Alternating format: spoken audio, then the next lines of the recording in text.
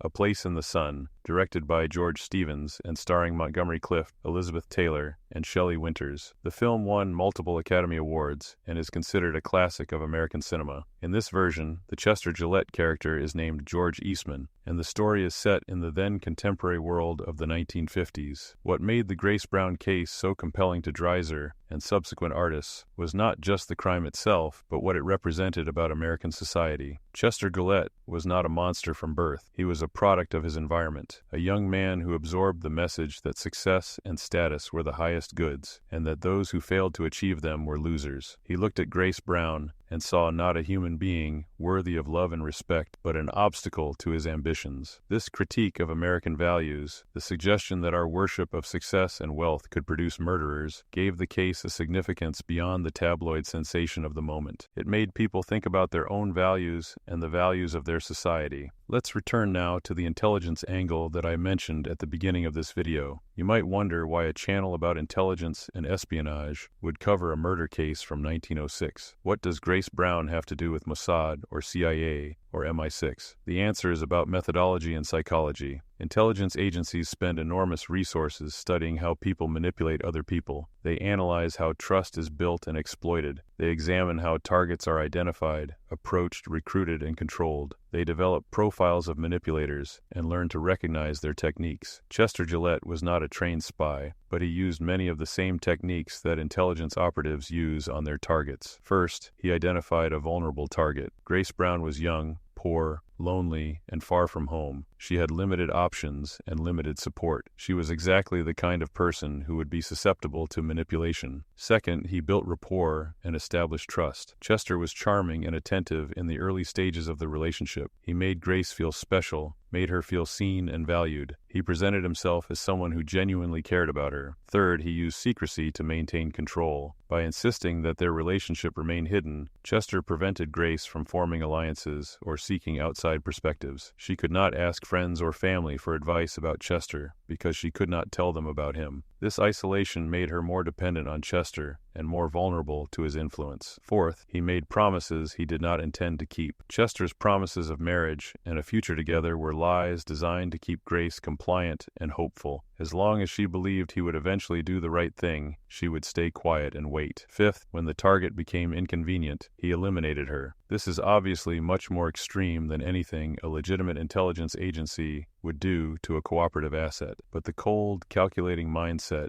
is similar. Chester viewed Grace not as a person, but as a problem to be solved. Studying cases like this helps us understand how manipulation works. It helps us recognize when someone is using these techniques on us or on people we care about, and it reminds us that the skills of deception and manipulation are not limited to professional spies. They can be used by anyone, often with devastating consequences. There are several lessons we can draw from the Grace Brown case. Lesson 1. Trust should be earned, not given freely. Grace trusted Chester completely, and that trust was misplaced. She ignored warning signs, like his insistence on secrecy, his reluctance to meet her family, his vague promises that never seemed to materialize. These should have been red flags, indicating that something was wrong. But Grace was in love, and love made her blind to the danger. Lesson 2. Isolation makes people vulnerable. Chester worked to isolate Grace from potential allies. By keeping their relationship secret, he ensured that Grace had no one to turn to, no one who could offer perspective or warning. This isolation made Grace more dependent on Chester and easier to control. If you find yourself being encouraged to keep a relationship secret,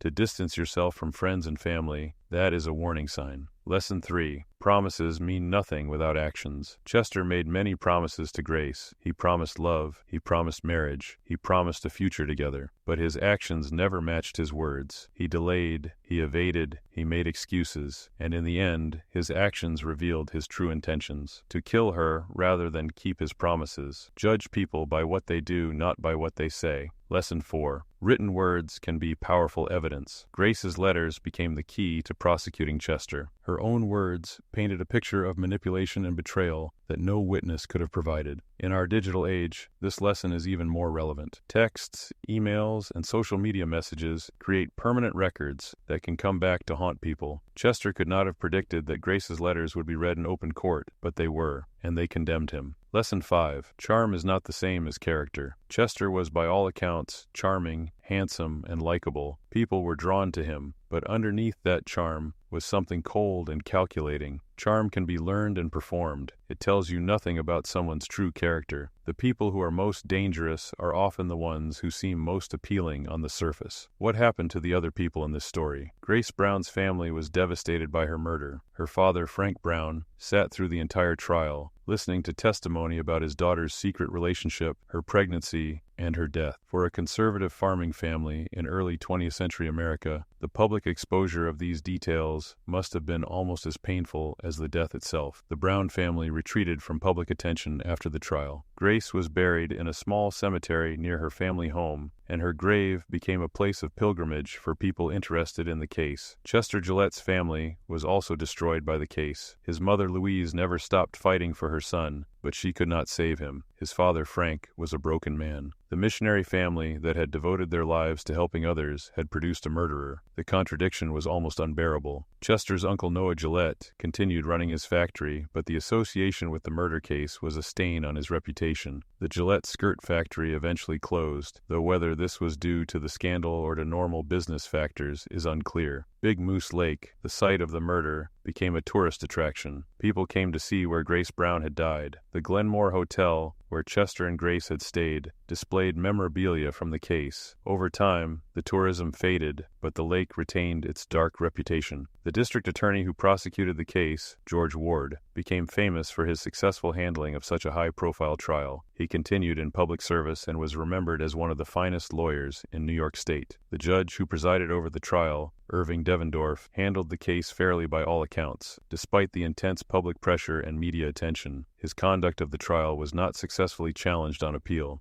I want to spend some time on Grace Brown herself, because she deserves to be remembered as more than just a victim. Grace was intelligent. Her letters show a woman who could express herself clearly and beautifully. Despite her limited education, she wrote with sensitivity and emotional depth. Under different circumstances, she might have become a teacher or a writer or any number of things. Grace was ambitious. She left her family's farm because she wanted more from life. She took a job in a factory, not because it was easy, but because it represented independence and opportunity. She had dreams. Grace was loving. Her letters reveal a woman who loved deeply and sincerely. She gave herself completely to Chester, trusted him completely, believed in him completely. This was her great vulnerability, but it was also evidence of her capacity for love. Grace was brave in her way. When she discovered she was pregnant, she did not try to hide from Chester or disappear. She reached out to him, asked him to keep his promises, and ultimately agreed to travel with him despite her fears. She faced her difficult situation with what courage she could muster. It is tragic that Grace Brown is remembered primarily as a murder victim. She was so much more than that. She was a young woman with her whole life ahead of her, a life that was stolen by a man who cared more about his social position than her humanity. When we tell stories about murder victims, we should always remember that they were complete human beings with their own hopes, dreams, fears, and capabilities. They are not just plot points in someone else's story. Grace Brown was the protagonist of her own story, until Chester Gillette violently ended it. Let me address one more aspect of this case that is relevant to the themes we explore on this channel: the role of evidence and investigation. The investigation into Grace Brown's death was remarkably efficient for 1906. Within days of the drowning, police had identified Chester Gillette, traced his movements, and arrested him. This was accomplished without modern forensic techniques, without DNA analysis, without surveillance cameras, without cell phone tracking. It was accomplished through good old-fashioned detective work. Investigators interviewed witnesses who had seen Chester and Grace together. They traced hotel registrations and train tickets. They found physical evidence like the tennis racket and Chester's wet clothes. They recovered and analyzed Grace's letters. They built a case through patience, diligence, and attention to detail. This is a reminder that effective investigation does not always require high technology. The principles of investigation, following leads, documenting evidence, interviewing witnesses, constructing timelines, have remained consistent for centuries. Technology can help, but it cannot replace careful, methodical work. The prosecution of Chester Gillette was also impressive. District Attorney George Ward understood that he was not just presenting evidence to a jury, he was telling a story. He organized his case as a narrative, taking the jury through the relationship between Chester and Grace, the pregnancy, the trip to Big Moose Lake, and the murder. He used Grace's letters to let the victim speak for herself. He painted Chester not as a monster, but as something almost worse, an ordinary man whose selfishness led him to kill. This narrative approach to prosecution is still used today. Jurors are not computers. They are human beings who understand the world through stories. An effective prosecutor or defense attorney must be a storyteller as well as a legal technician. As we near the end of this video, I want to reflect on why this case still matters more than 100 years later. Part of the answer is the literary legacy. Theodore Dreiser's novel and its various adaptations have kept the story alive for new generations. But that can't be the whole answer, because Dreiser chose this case to adapt for a reason. There was something about it that resonated with him and with American society. I think the case endures because it speaks to fundamental human concerns that are timeless. It speaks to the vulnerability of love and trust. Grace Brown loved Chester Gillette completely, and that love destroyed her. Every generation knows the experience of loving someone who proves unworthy of that love. It speaks to the corruption of ambition. Chester Gillette wanted success and status so badly that he was willing to kill for them. In a society that glorifies success and demonizes failure, this is an uncomfortable mirror. It speaks to the price of secrecy and deception. Chester thought he could get away with murder, that he could hide his true self and his true intentions behind a charming mask. But the truth came out. It always does. It speaks to justice. Chester Gillette was caught, tried, convicted, and executed. The system worked. Grace Brown did not live to see justice done, but justice was done nonetheless. This offers some comfort, even if it cannot bring Grace back, and it speaks to memory. Grace Brown has been dead for more than 100 years, but we are still telling her story. She is remembered. Her letters are still read. Her life and death still matter to people who never knew her. This is a kind of immortality, even if it is a sad one. The murder of Grace Brown is not a spy story. It is not about international intrigue or state secrets or covert operations, but it is about the same things that drive the intelligence world: deception, manipulation, trust, betrayal, and the cold calculation of human beings as assets or obstacles. Chester Gillette was not a trained operative, but he understood instinctively how to identify vulnerable targets, build false trust, maintain control through isolation and secrecy, and ultimately eliminate someone who had become inconvenient. These are dark skills